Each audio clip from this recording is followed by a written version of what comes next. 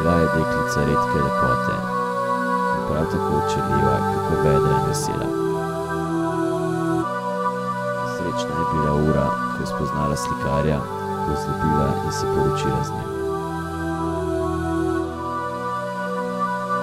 Bil je strasten, prizadeven, mračen in je že imel nevesto. Svojo umetnost.